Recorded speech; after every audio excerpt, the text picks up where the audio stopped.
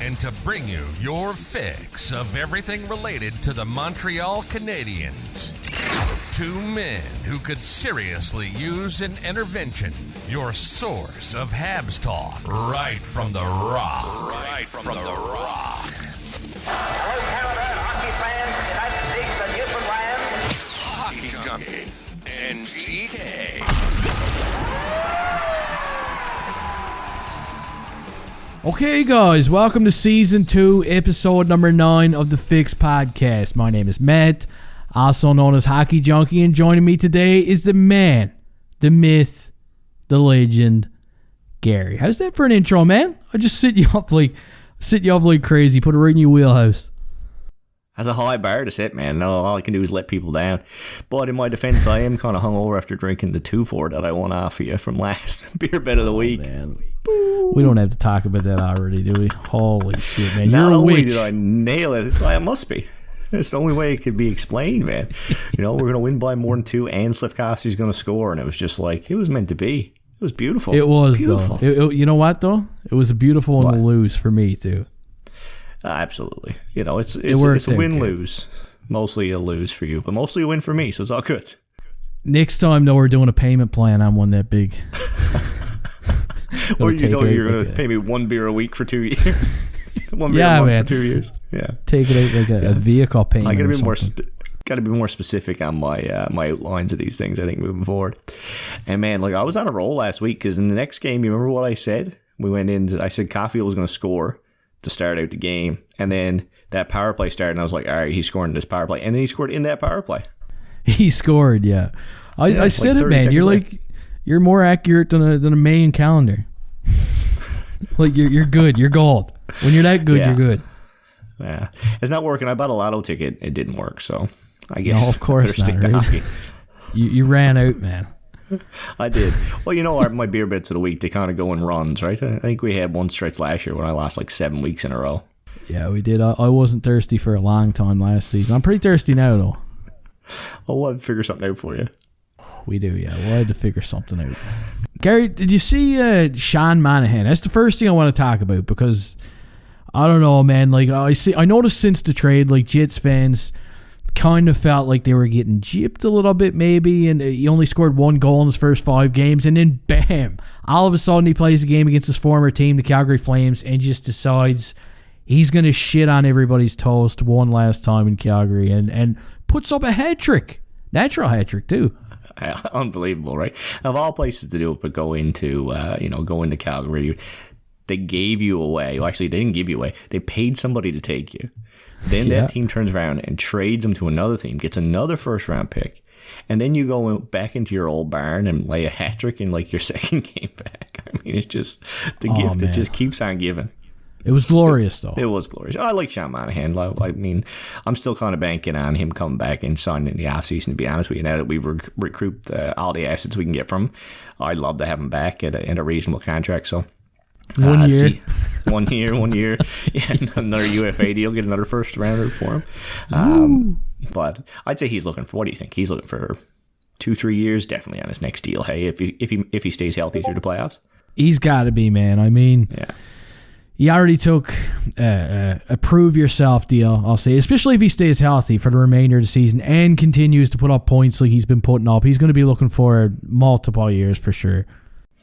Yeah, like, I mean, if he can show that he can be a reliable middle six center for another 2 years, like he'll get, I mean, he's not going to get massive money, but he got to be on getting around 3 for 3, you think? I think that's reasonable for him. Good way to finish out his career. Oh, man, I'd be all over that. Yeah, like that'd be a real good deal. In Montreal's perspective, like I think that'd be good. And for him, he could probably get more than that on the open market, but some bit of familiarity too, and going back somewhere you're, comfortable and that. And, he's in the end of his career. You don't want to be bopping around and trying to make new friends and get his family set up in new places. So I think there's some appeal for Montreal there. And you never know, if Winnipeg wins a cup, he could come back and bring a 3rd round pick with him too. That'd be nice. I like picks, man. I do. It's just deal that shit around, see what we can get from it. Another thing, I mean, we jumped right from the game 1 against the Ducks to, last night really. But Giannis scored his first NHL goal in that Slafkovsky win too, man. That was pretty special, wasn't it? Yeah, man, you could just see the emotion just pouring off his face. It was nice, eh? And everyone was pumped.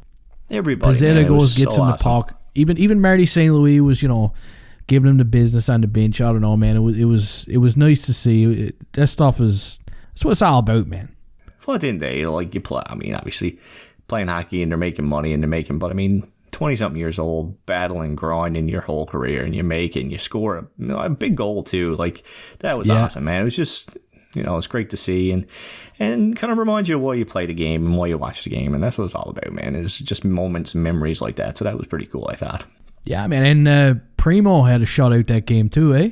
He did, his first career. Yeah. I mean, I won, Primo won, Janik won, everybody won except you. You lost. I was the only loser that day, man. Were. But then they had won, so you still won, really.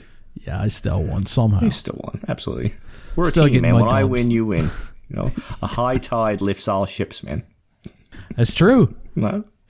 That's the saying from the Bay right there, boy. Oh, no kidding. But that was pretty much the highlight of the week hockey-wise, wasn't it? It was, yeah. After that, man, it just went downhill. Big loss to the Rangers. Yeah, the second time giving up 7 goals in a couple of games. Yeah. But one thing that remains consistent, though, is the first line keeps putting up points, and that's... I don't know about you, man, but when I'm watching the games, and it's that's all I'm hoping for. I'm just looking at the games, and I'm hoping to see my Slavkovsky point, hoping to see my Suzuki point, Caulfield getting on some of the action. To me now, that's a bigger victory than victories themselves. Absolutely. I mean, at this point, you gotta look for positives in a season like this, right? So you gotta look at growth as a franchise, as an organization. Slavkovsky being our first overall pick, succeeding and moving forward and finding his groove and, expanding his skill set and working on his shooting and scoring goals and putting up some points. For the future of this organization, that's going to do a lot more than a couple of wins right now that are probably actually going to hurt you in the long term. And seeing that chemistry with seeing that chemistry with Suzuki, seeing that chemistry with Caulfield, seeing Caulfield grow as well. You had told me that Caulfield was going to be putting up, he had at one point 11-game point streak going, and he had only 2 goals, but he was consistently dishing the puck. His game is growing and developing away from the puck, his defensive game. So, all those things, if you're talking 3 years from now, those are the things that are going to be making the difference to this organization, not 2 or 3 points one way or the other. So I like to see that. I also like to see a little bit more development from some of these other guys throughout the lineup that we are seeing in bits and pieces. Jesse Ulanen, Joshua Waugh. See these guys kind of find their groove in NHL too, and I find it's a similar, for me anyways, it's a similar trajectory to what we saw with Slavkovsky in the first half of the season, where they're doing a lot of things right. But they're not getting a lot of rewards for it. But I think if they keep going and keep giving the opportunities to keep going, then you'll see, especially Joshua Waugh, I think he's going to start putting up some points, man. And he looks so confident at times, and he's just kind of a second away sometimes from picking up a couple extra points. Same exact conversation we had about Slavkovsky at the beginning of the season. So I'm hoping to start seeing it soon. Yeah, man. It seems like Waugh too, I don't know, he's still finding a way to get that point. He got a point the other night against Washington where he set up Arbor Xhekaj. And he's not playing with crazy good line mates. You know what I mean? He's not having it easy. No, absolutely. But, him and Newhook are building a little bit of chemistry, it seems. They are, yeah. Newhook's been playing pretty solid too. Same thing, and we talked about that. He scored that goal in. I think we talked about that on the last podcast. Actually, we said because he had just come back and he had some good opportunities and he hadn't finished, and then he scored the other net on the power play. And he's been looking good. He's skating well. He's taking the puck to the net. You see that greasy grin after he drew the penalty the other night? I pointed it out to you. That was wicked. I love that. That made it to the video. You know something, man? We got to find a way to get sponsored by Mary Brown's somehow. I see a connection between me and you, Mary Brown's, and Newhook somehow going down at some point. Maybe. See, there's not a lot of Mary Brown. There's no Mary Browns in Quebec. Maybe that's probably. We need to approach them about expanding into Quebec. Maybe we should. You, and Newhook. The Newfie connection. He'd go for it, man. You know he would after a game. Oh, yeah. Mary Legs. Mary Legs. Mary Brown's best legs in town. That's what they say, yeah. We should be getting sponsored for this right now. We're not. We should. We should, man. Just one day, man. Friggin' We'll make 20 seconds on the Fix podcast. Jeez. If you're ever in Newfoundland, I think there might be one location in Alberta. Check out Mary Brown's. There's a couple now. Yeah, that's all the Newfoundlanders are up there. There's 2 in Lloydminster alone. There you go. See, yeah, man. We're expanding the brand. Oh yeah, they were selling jams, sod beef. We're coast to coast, but we missed the whole middle of the country apparently. I was working when I was working. I don't even know how old I was, probably like 16 or 17. My dad used to go up and work on sod farms in Ontario, up around Newmarket, home of Conor McDavid, and was up there, and lots of Newfoundlanders, lots of people from home, always going to Ontario. At that time, it's Alberta now, but then it was Ontario, and this was up in Queensville, and there was a Newfie store in Queensville. And I walk into this Newfie store and I say something to the lady. I'm only 17. And she looks at me and she goes, you from Plakoe East or Plakoe West? Holy shit. Yeah, it's that's how many people from home were living up there at the time. I was just like, Plakoe East. She's like, I knew it. That's crazy though, eh? You're 1,000 kilometers from home. It's like, okay, hello. Happens all the time though, man. It's crazy. We're everywhere, man. We're the new Irish. Fort Mac is the capital of Newfoundland. Oh, absolutely. Yeah, Fort Mac. Yeah, that's crazy, man. Anyways, that's why there's so many Oilers fans kicking around Newfoundland too. Oiler fans and Calgary fans. But you're right. Any loss where the top line produces now, I'm considering win. Even that 7-4 loss to the Rangers the other night, when Slafkovsky had his point there, I was like, okay, I'm okay. We're all right. Even though, yeah, man, Jake Allen is not doing much for his value, is he? No, and I don't know, man. I don't think that even having 3 goaltenders is helping him out. It's not doing him any favors either. You know what I mean? Keeping him out of the lineup for days and days and days, and then finally he gets to play a game. And it's the same with Caden Primo, but I mean, I don't know. He's younger. He doesn't seem to be fazed by it as much as Jake Allen, but I don't know, man. It just seems like Jake Allen, it's really affecting him, and every game he plays, his value's just going down the shitter. And you can see, they do that 7-4 loss, and then he gets the net again. Was it against Washington? He got the net again. Now he did lose again, but it's obviously they're trying to showcase him. Obviously they're trying to give him a chance to redeem himself. They don't want that 7-4 loss being the last thing on teams' minds as they go into the deadline. And he had some flashes in that Washington game. But then he let up, he let in a stinker here and there. And that first one, there's rebounds going through him. He's giving up bad pucks. So I don't know. I don't know what solution is going to be. Obviously it'd be ideal to move him at the deadline. But I put out a post on Twitter, at GK Hockey Talks, by the way, if you're looking for me on Twitter. And it was if you're going to use our last retention spot, because we only got one retention spot left, what do you use it on? Do you use it to try to move Allen? Do you use it to try to move who else was I talking about?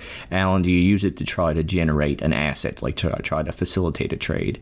Do you use it to trade David Savard? Do you use it to trade Tanner Pearson? What are your thoughts on it? Because I know I had a couple answers to my poll for sure, but I'm interested for your thoughts on it. I mean, it all depends on the offers that are available, I guess. I could see a scenario where they just use it to facilitate a trade, even if as a third party, if 2 teams are looking to make a big move, somebody needs some money retained. Who knows? Maybe the Canadians use the retention spot in this kind of scenario, and they get back a bigger piece of the puzzle than what they would get back by using it on your Tanner Pearson or your Jake Allen or David Savard. But yeah, I agree. Yeah, it's going to come right down to the wire, and I think that's why Hughes is holding his cards close and he's waiting it out. He's up to something. You can see it in his little eyes. Absolutely. I mean, you're thinking if you're moving Jake Allen, even 50% retained, what are you getting back? So you're using that retention spot, but yeah, I mean, if you're getting a third rounder, you're getting, you know what I mean? You're not getting anything significant. David Savard, I think if you're going to move him, you don't want to use a retention spot on him because that's 2 seasons and your retention spot gets retained for 2 seasons, right? Because that retention spot is taken until his contract is over. Besides, I think if you're going to move him, you're going to move him. You know what I mean?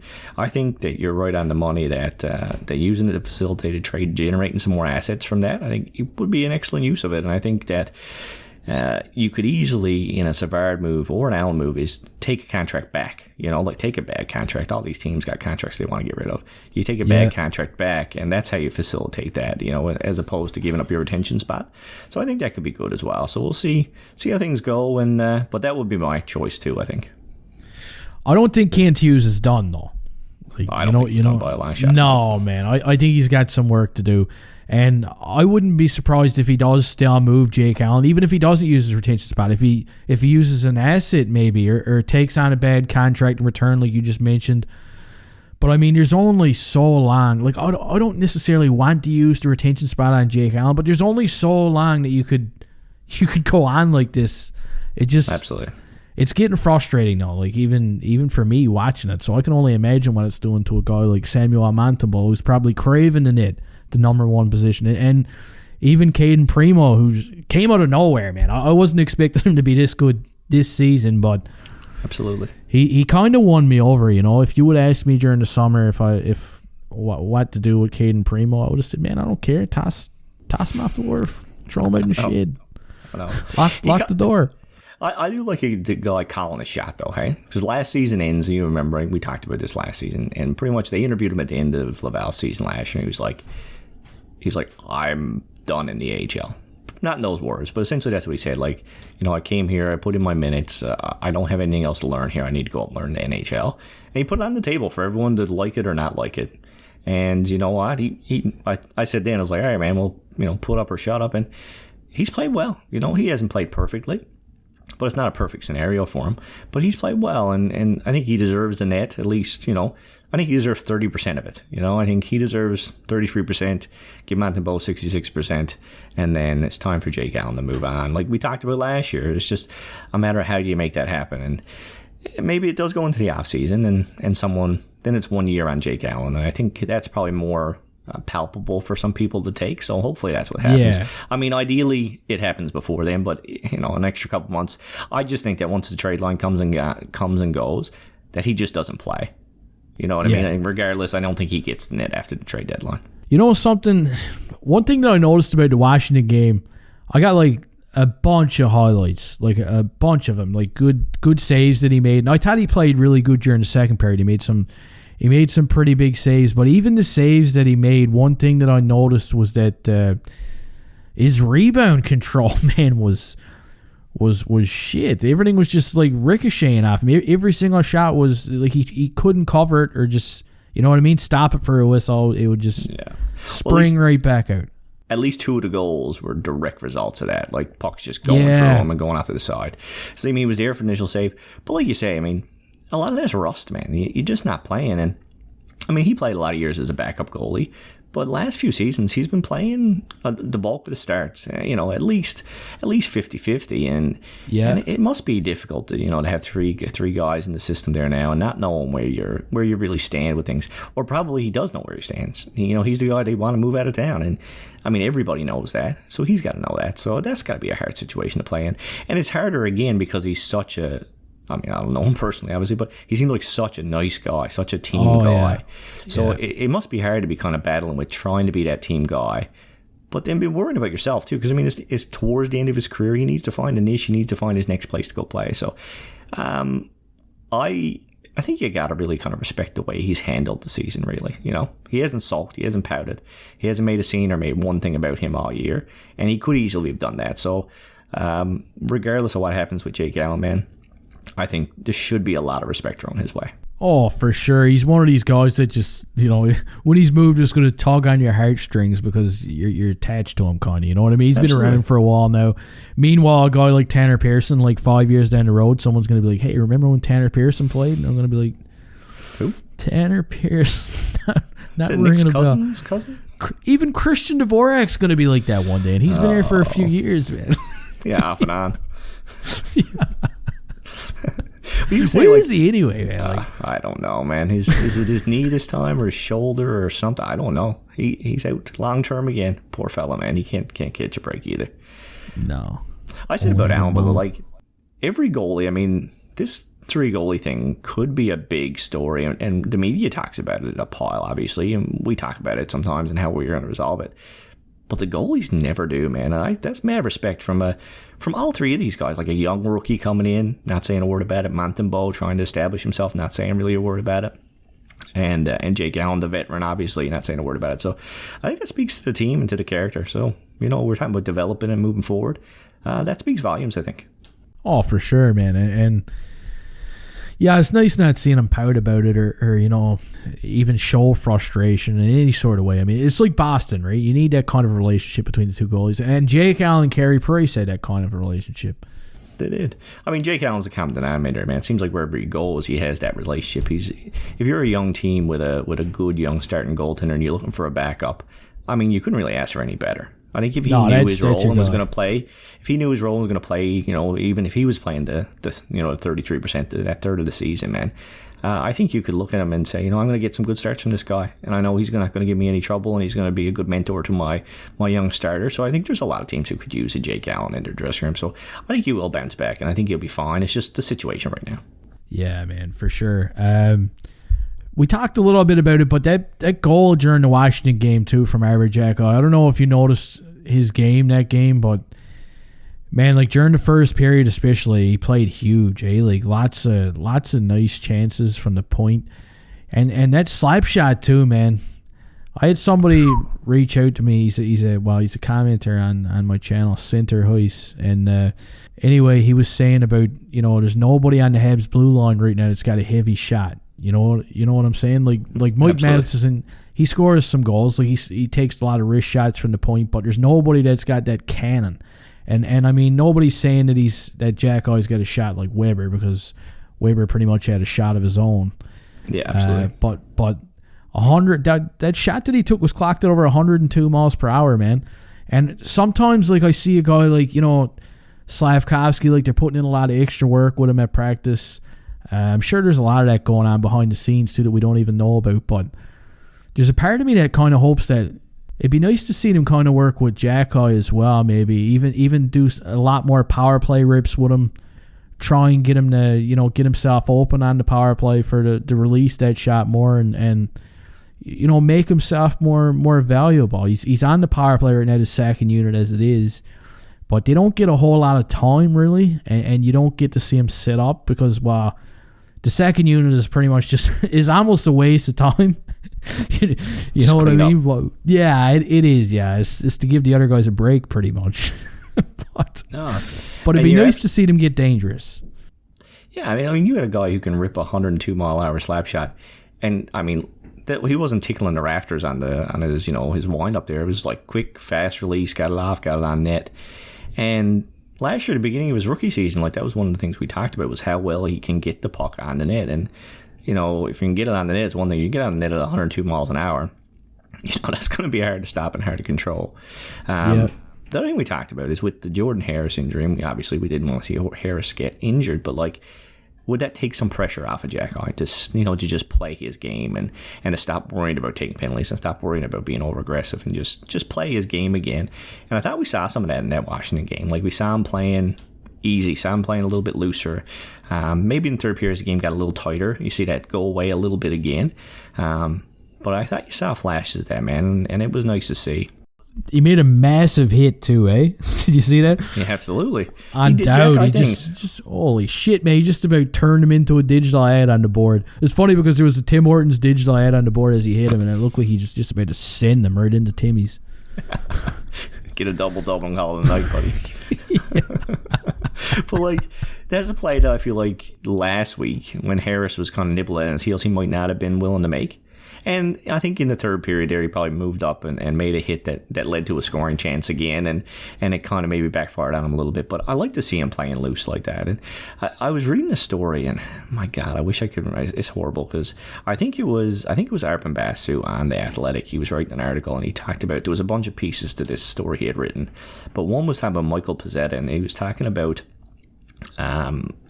Pezzetta was playing, I think he was in the AHL. He said St. Louis was just when he was taking over. And puck came to him on the boards and he made the safe, easy play out of the ice. He said, like, play he's been told to make a million times over and over again because his safe is easy and that's his role. And St. Louis came and talked to him. And again, I might not be getting the specifics of this exactly right, but I'm going to get you the crux of it. And said, like, that was the easy play, but it wasn't the only play, and it wasn't the best play. And he said, if you want to just be in this league as a flash, you keep playing safe. But if you want to stick, you need to start living in the league, and you need to start playing like you want to live in the league. Like, that's an awesome message to a fringe NHLer. Like, that motivates you.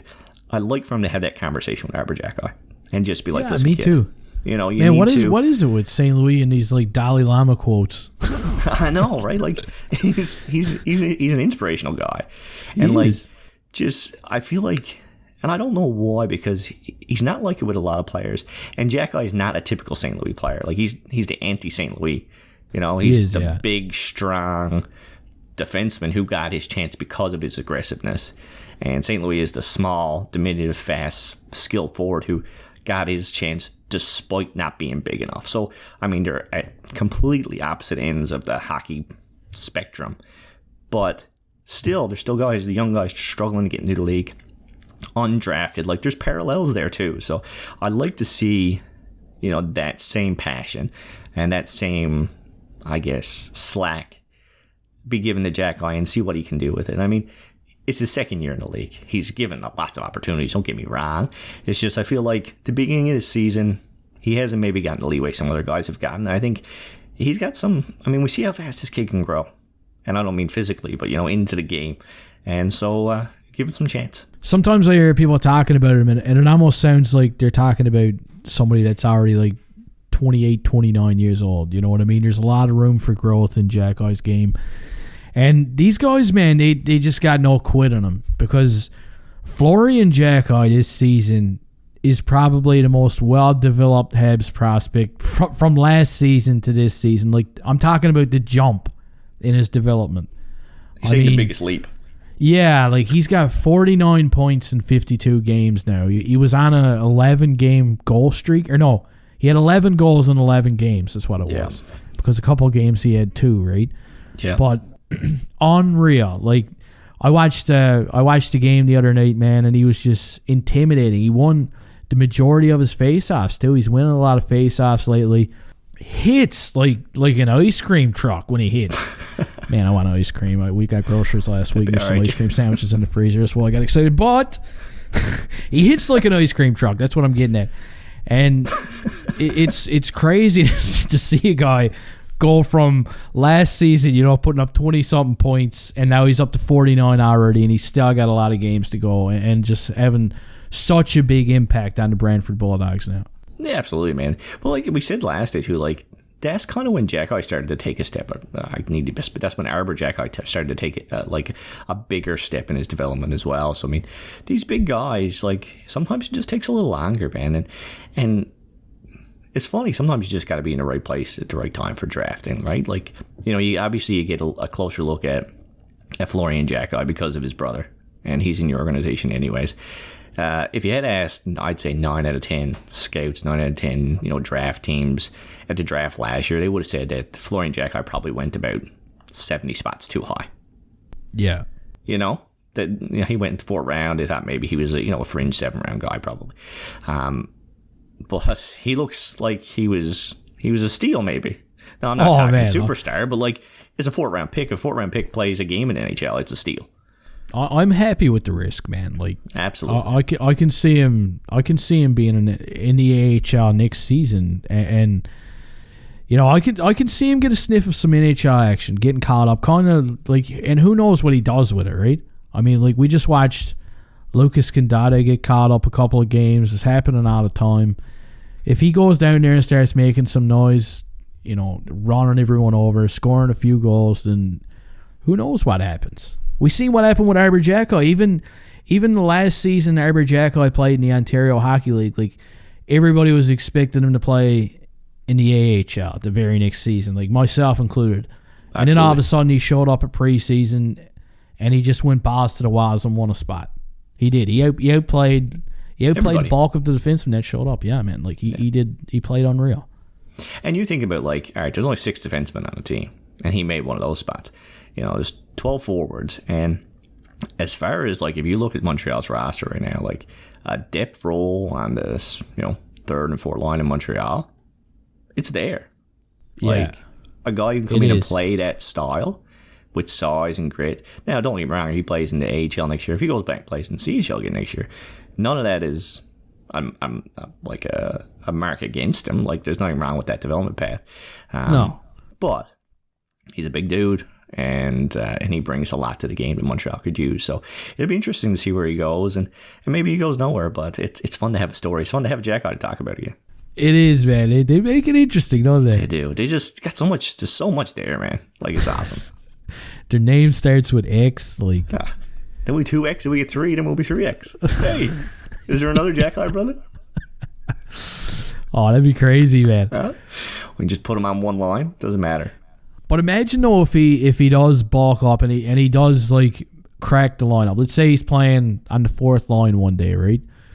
Or even on the 3rd line. Like maybe he's a regular on the 3rd line. That's his game. Maybe he kills penalties and like he's awesome. That's what we wanted. That's the ceiling. But imagine if they get into the playoffs and you start a line and you get all these big bodies like just wearing down a team too. Like, because the Habs are getting bigger. Yeah, they still got Coffey out and they're gonna have Lane Hudson in the mix, but they're gonna have a big blue line, man. And if they did draft Caden Lindstrom this offseason, like, man, it's another big beast. Like, they could have a bruiser of a team in the future. When you think about it, even a guy like playoff time comes by and you got a guy like Florian Xhekaj as your 4th line center. Guy who can skate, handle himself, take the puck heavy to the net. Throw him on a line with Michael Pizzetta and, I don't know, somebody else. And just let him wreak havoc. You know, that's secondary scoring wins you Stanley Cups, man. Like, Piz is crazy though, eh? He is. He's a beauty. I texted you the other night and I was like, man, like, I bet when Piz and his mom goes to general skate and he tells her to keep her friggin' head up because she might get rocked. I laughed at that for about an hour. That was deadly. Yeah, man, like... I said with so much volume in his hair, neither one of them need to wear a helmet. Oh, yeah, there's a lot of curls on the ice when they're here for sure. Oh, man, that was priceless. Yeah, man, but he just hits everyone. Like, he's relentless. It doesn't matter what the score is, who's up in the game. And that's the kind of game he's got to play, though, because otherwise, like, he can't take a shift off. Absolutely like, not. And he knows that.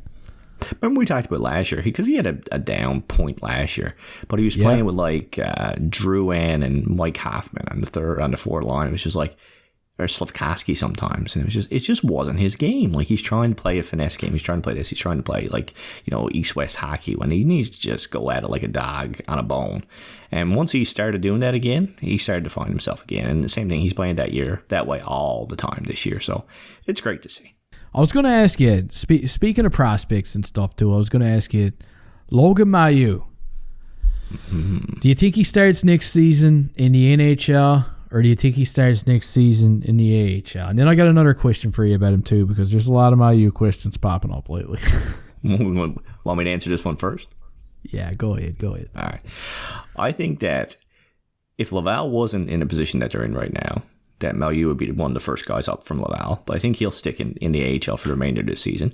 But I think he's going to get his shot in the preseason next year. And I think if he earns it, he's going to have his look on the blue line. I think it's no different than this year. And it also depends on, all right, does David Savard stick around? Because that opens up a spot on the right side if he doesn't. So there's a lot of moving pieces, but I think he'll get his chance to make the NHL next season. I don't think he's going to be penciled into Laval. I think he'll be a maybe on our blue line, and if he plays the way he's been playing, man.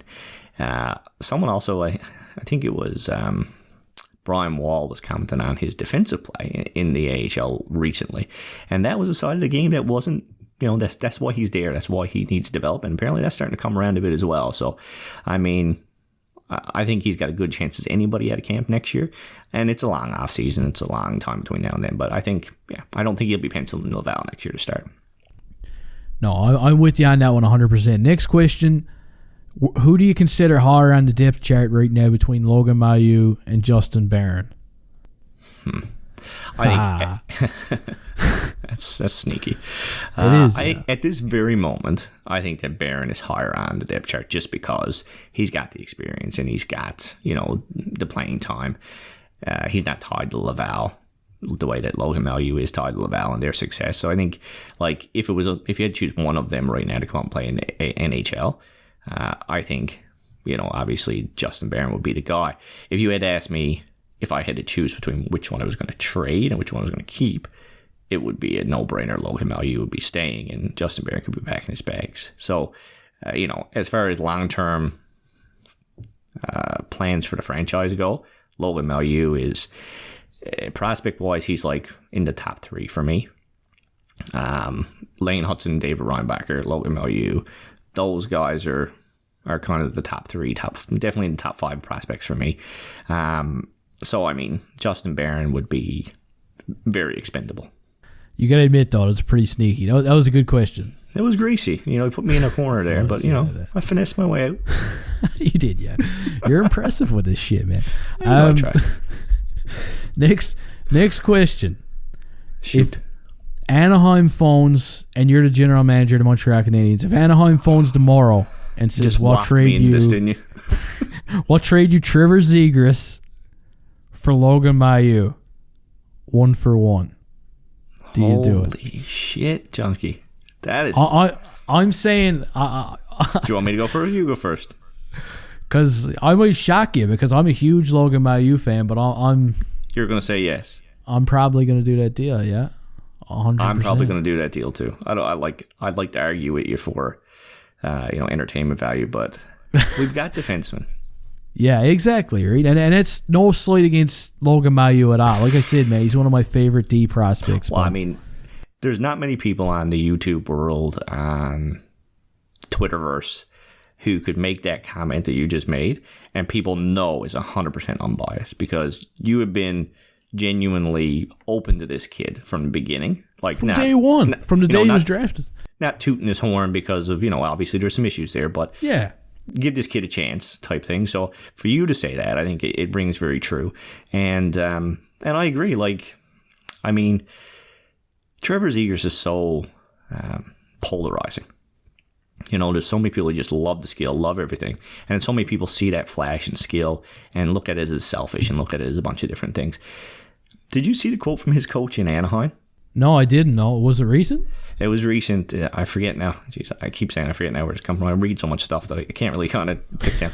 But essentially it was like, you have no idea about the hockey IQ on this kid. Like, he's a hockey geek. He knows the plays people are going to make. He knows the game inside and out. And he said, essentially, like, you see the flash, you see the skill, but it's only the outer surface of this kid's game. Like, he's a huge hockey nerd. And I love this. Like, I love that in players, And you throw the skill in on top of that. And like, if you ask anyone who's played with the kid, there's never a bad thing about him. It's just his perception, because he is flashy. And he is. I mean, what do you do? He's a flashy kid. He makes flashy plays. He's impressive. And he's not shy about it. So I don't have any issue with that in a hockey player. I think Montreal could use a bit of that. Spread out the attention in Montreal. It's never good to have too much attention focused on one kid. So you bring a guy like that in. It's something we don't have. Just at the end of the line, we don't have enough high-end skill, and he's got it. And if you can do a 1-for-1 trade and bring a guy in like that, the kid's same age as Cole Caulfield. Yeah. Like, he's perfect for our core. And we also talked about, you do that, and then you draft Lindstrom. You got Zegras, Lindstrom, you got 6-foot guys, you got 6-foot, 5-foot guys, and it's just a great mix of skill and strength and power and speed. And, I'm getting going here, man. I'm getting going. Look at it. No, but that's kind of shit that does get you going. Like, it does, man. Yeah, like, you look at it, if everything played out like you just said, let's say somehow the Canadiens trade Logan Mailloux for Trevor Zegras. I do have my crystal ball going here these days. Oh, that'd be nuts. It'd be nuts. And you insert him into the lineup, and you pick a top 6 pick this season. Maybe you get a Caden Lindstrom. Maybe you get an Ivan Demidov, man. Maybe you get someone like that, and all of a sudden, you legit got a top 6 that's looking dangerous as hell, and you still got lots of defensemen coming up. I mean, we were just comparing Mailloux to Justin Barron, and David Reinbacher is we haven't even talked about him. No one even knows he exists yet until he gets there. But, like, very much in the mix, right? Very, very much. Very much. And then Lane Hudson, if you're looking at that offense piece that you're afraid you might miss. So look at what you got. Look at your core going forward. I mean, at that point, you're just sitting back on cruise control and watching shit happen, aren't you? I mean, just plugging away until, something good happens. Well, eventually, like, those are the type of moves that hard decisions that you got to make eventually. Yeah. You know, it's not going to be you're going to go into the draft every season and the piece that you need coming up is going to be the piece that's available and it's the next best player available and you just pick them and then wait for them to develop. Like, that's not how it works unless you're Pittsburgh and you end up drafting Malcolm Crosby and Fleury in 4 back-to-back years, you know? Yeah. That's not typically how it works. Eventually, at some point, you want to make a move. You need to make that hard decision. And we need to move from a position of strength and deal for a position of weakness. And right now, you know, Montreal has a plethora of young, talented defensemen coming up. There's guys we haven't even mentioned. Adam Enstrom's another guy. But they don't have elite top 6 talent who can put the puck in the net. They just don't, other than 3 or 4 guys. And that's not enough to do it. And the guys they do have, on the bright side, are locked up long term to nice little tidy contracts. You just add a little bit more piece to that. Man, it's percolating. It's right there below the surface. But it's also only 1 or 2 moves from going to shit. So it's a very delicate time in the rebuild. It is the pinnacle time for me in the rebuild. And the decisions that Ken Hughes makes over the next 12 to 18 months are going to be pivotal to how we feel about this franchise in the next 5 years.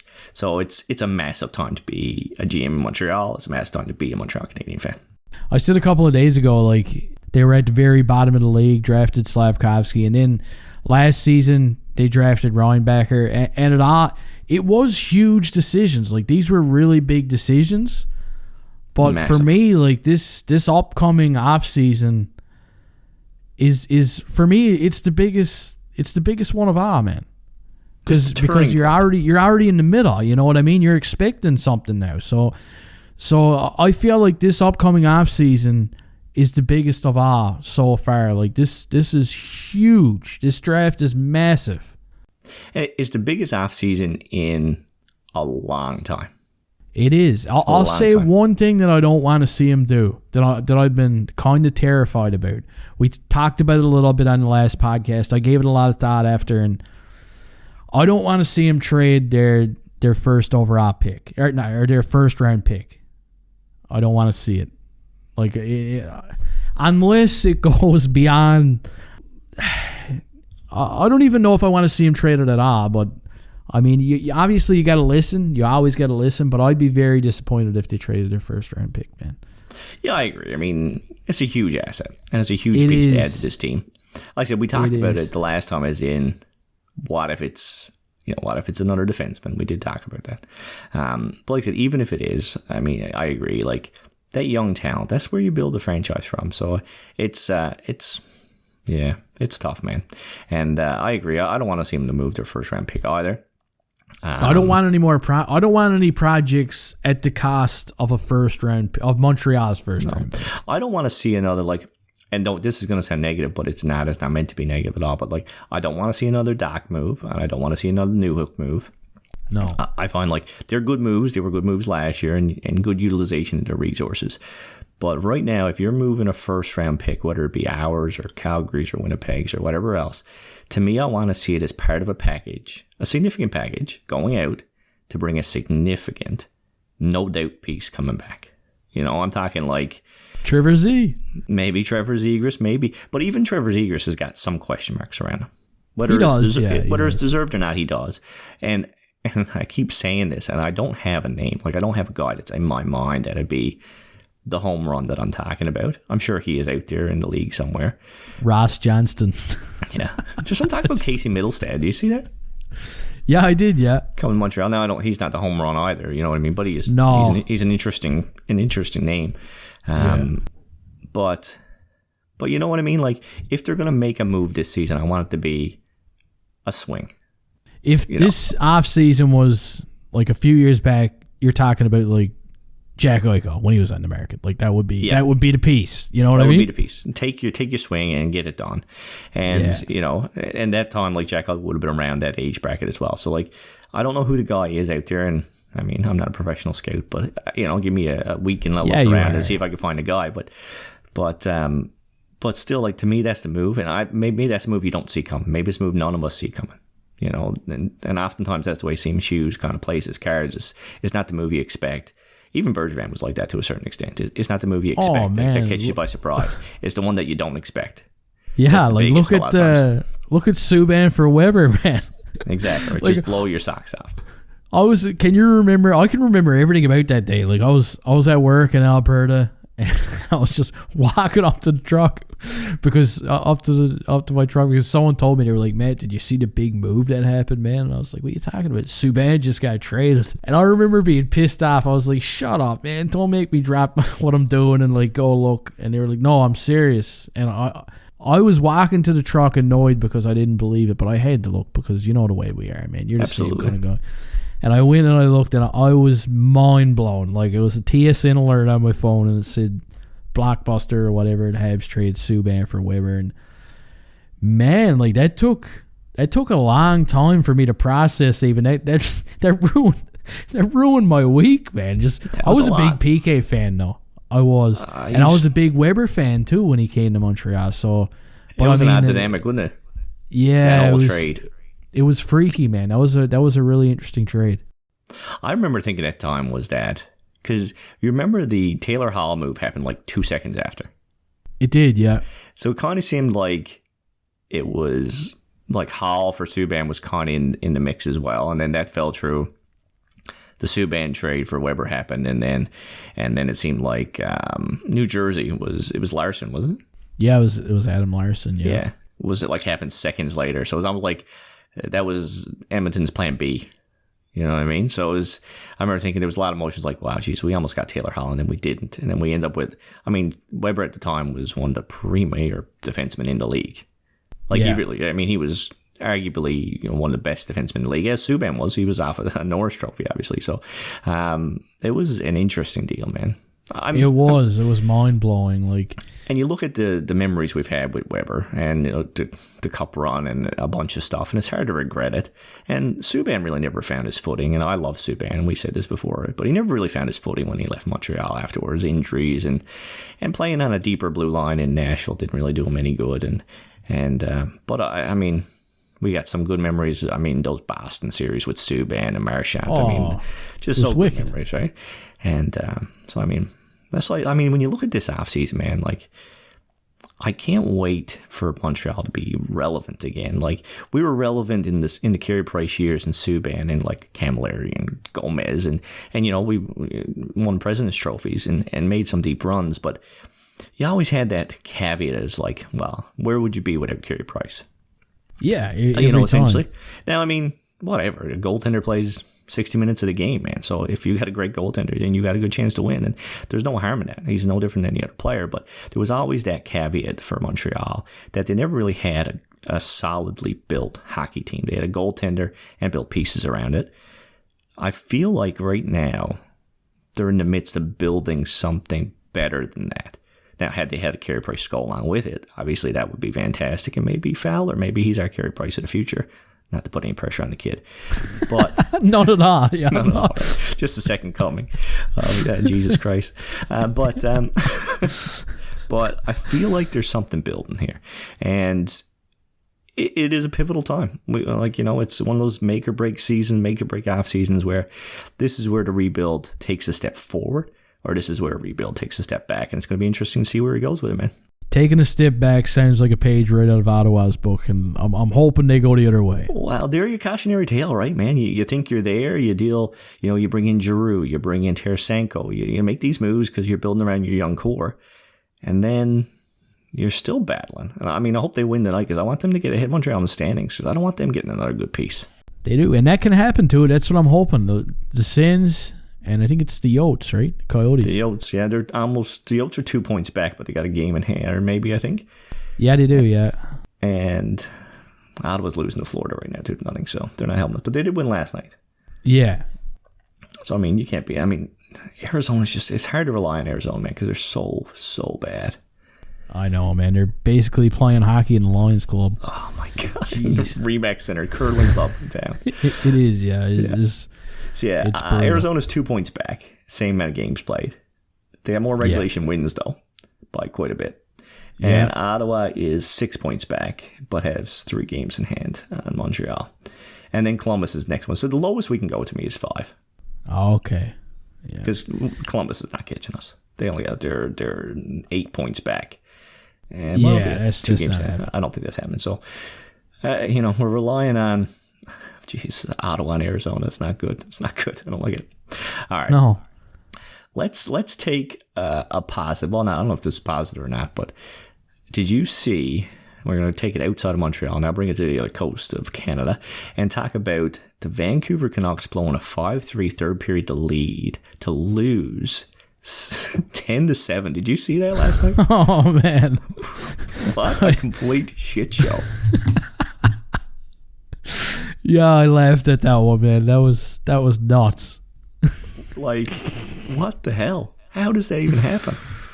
I don't know. In one game. 17 goals, man. Like, they broke a record that, like, Gretzky and somebody said about, like, two teammates having 6 points each or something like that. It's just like, what happened? What happened? How does that happen? In Minnesota, of all teams. I know, man. When I looked at it, when I looked and see the final score, I was like, so, like, there was goaltenders, right? Like, Yeah, like, there really was. Got kicked out, or what happened? Yeah, I was man. like, I looked at that and I was like, what is going on? That was crazy. It must have been an exciting game, though. Like, I didn't watch it live while it happened, but I can imagine it was exciting for even both fan bases. Like, seeing was it in Vancouver goals. Or was it in Minnesota? I feel like it was in Minnesota. You were disappointed if you left after the second period. Yeah. But if it was in Vancouver, I'm surprised they didn't have another riot in the streets. I was just about to say the same thing, man. Yeah, the place is probably up in smoke right after. Yeah, she's probably not good. No. And this ain't weed in Vancouver today. It's remnants of the stadium. Yeah. Another thing that I hate to talk about this, but Austin Matthews, man. Don't like the guy. Man. Don't like the Leafs. Don't like the mustache. Don't like the mustache. Don't like anything about anything. But my God, that guy can score goals. What's he up to now anyway? Does he got 50? 49 goals. 49 He plays goals. in Arizona tomorrow, I believe. With the chance to hit 50 in Arizona, in that little shitty Remax Center that they're playing. That was it, the Mullet Arena. Austin Matthews hit 50 goals in Mullet Arena tomorrow night. I saw a tweet there earlier today, and it showed the lineup, the Toronto Maple Leaf lineup, the year that they won the lottery and got Matthews. I didn't recognize a single player on their lineup. Like, that's how bad they had to be to get that guy. Holy shit, yeah, it must have been bad. It was bad. Maybe on defense there was a name I knew, but for a group, I mean, it's not like I didn't follow hockey at the time, so that's how bad their roster was. Yeah. You talk about Chicago burned it to the ground to get Bedard. I mean, that's why teams do it, man. That's why teams do it. And my God, that guy's so unlikable, and the team is so unlikable. And but he's just it's good, man. He's good. He's good. You got to give it to him. I hope he doesn't get it. You can't deny his goal scoring ability. You can't. There's a lot of stuff about his game that you can not like, but if a guy can put up, 70 goals in a season, you can deal with pretty much anything, even that mustache. No. And it's maybe not the mustache. You're right. Sorry. No. Man, see how many penalty minutes he's got? 4. -3 penalty minutes. Do you see that? We talked about this before, but anyone who doesn't follow Coach Chippy on, I don't know, his YouTube and he's on Instagram, he's funny, man. He is word of mint, man. And after, it wasn't this last scrum where they had about the Morgan Riley thing, but the last time he went to fight, and like, he's there like, hey Mitchie, was I supposed to take my gloves off there? Like, what's going on? If you haven't watched this, anybody out there in YouTube land, go find it. Coach Chippy's hilarious. Oh man, he's funny. And he's a Leaf fan too, so like, but it's good content. He keeps putting the fake mustache on too. And like the last feud that he did, he was pretending to be Austin Matthews, looking at his phone to see if NHL updated his goal scoring column. Everyone's talking about the game. He's like, "Did you see it, boys? They updated it. Oh, they got my goal in there, boys." What's that other category? What's that? A's. Oh man, he's funny though, eh? Oh, he's word of mouth, man. He did some for Team Canada and stuff like that too. He's good. So if I'm sure he's not gonna see this, but if you do, man, shout out to you. I also saw one when like They gave him like a big bag of hockey shit too. You see that one? Yeah, man, I seen that too. It's like, when's my big bag of hockey shit coming from Bauer? Bauer, if you're listening, I'm right here. Bonavista Men's League, crying out. You know, we Mary can represent Browns, for you. man. If you're listening, I'm right here. Throw me a big berry, something. Hespler, I don't care. I'm not picky. Just big bag of hockey gear, and I'll talk about you for days. Yeah, man, that'd be sick, though. I'm the cheapest date you've ever had.